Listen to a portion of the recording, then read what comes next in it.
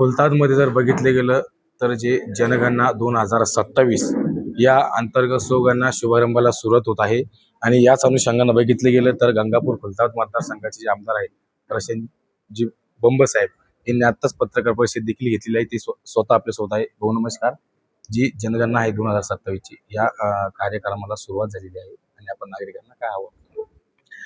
आज 1 मे महाराष्ट्र दिन व कामगार दिन या बाबतीतल्या सर्व नागरिकांना माझ्या शुभेच्छा आणि त्याचबरोबरीने एक आपण राष्ट्रीय कार्यक्रम जो आपल्या सरकारने डिक्लेअर केला आहे त्याकरताचं आवाहन मी आपल्या सर्व नागरिकांना करतो.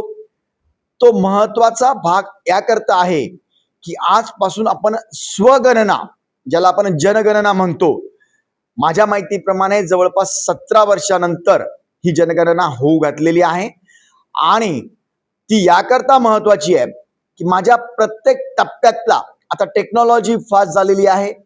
कोणतीही गोष्ट आपली लपत नाही, लपवू नये. जसं लोक काही काही खऱ्या माहित्या देत नाही, त्यांना वाटतं आपण जर समजा प्रश्न विचारला त्यांना, आमचे जनगणक जे येतील प्रगणक त्यांनी जर विचारलं हे घर कुणाचं आहे, त्यांना असं वाटतं मी जर सांगितलं माझं आहे तर मला घरकुल भेटणार नाही. अशा भीत्या त्यांच्यामध्ये असतात. त्या बाबतीतला कोणती भीती न बाळगता खरी माहिती देणे. जर खरी माहिती दिली नाही तर स्कीम भेटू शकत नाही. खरी माहिती देऊन समजा आता मी 4 भाऊ राहतो आणि मला घर एकच आहे तर घरकुल मिळू शकतात. आपल्याला घरकुल मिळण्याकरताची त्या गोष्टीचं काही त्याचा संबंध नाही. अशा बऱ्याच गोष्टी आहेत की ज्याच्यामुळे आपण विनाकारांच्या माहित्या लपवतो. माझी विनंती आहे एक देशाचा सच्चा नागरिक म्हणून आपल्या सर्व बाबी आपण त्या पोर्टलमध्ये भराव्या, ऑनलाईन भराव्या.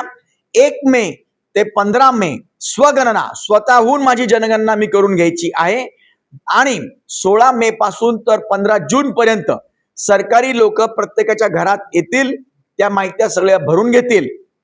जर तुम्हाला काही बदल करायचे असतील तर त्यावेळेला तुम्ही ते बदलही करू शकतात.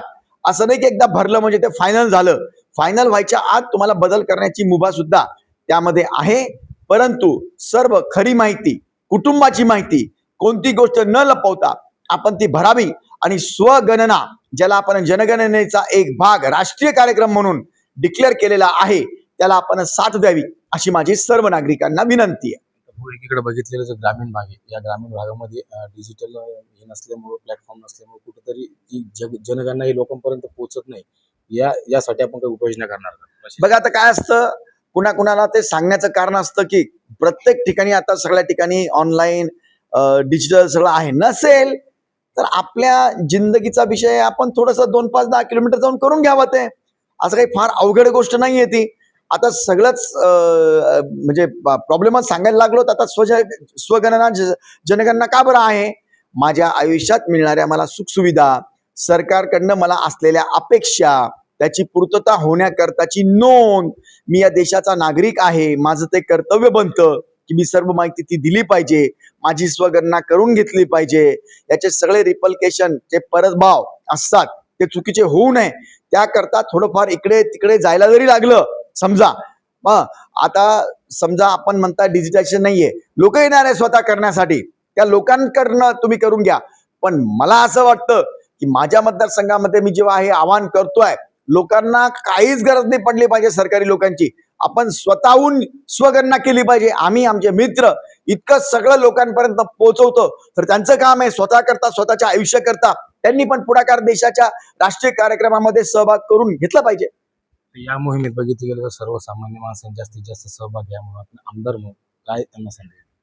सर्व बघा, आपल्या घटनेने प्रत्येकाचा मतदानाचा अधिकार सारखा दिलाय. अरबोपती असो की तो मजूर असो, सगळ्यांना सारखा आहे. या जनगणनेमध्ये सुद्धा प्रत्येकाने सहभाग घ्यायचा आहे. कोणी कॉमन, सर्वसाधारण, मोठा, VIP याच्यात काहीच नाहीये. सर्व नागरिकांना माझं आवाहन आहे की आपण आपल्या देशाच्या राष्ट्रीय कार्यक्रमामध्ये सहभाग घेऊन ही गणना, स्वगणना. नवनवीन घडामोडी पाहण्यासाठी स्टार महाराष्ट्र न्यूजला सबस्क्राईब करा आणि ताज्या बातम्यांचे अपडेट मिळवण्यासाठी बेल आयकॉनला प्रेस करा आणि परिपूर्ण बातमी बरोबर रहा, इतरांपेक्षा एक पाऊल पुढे.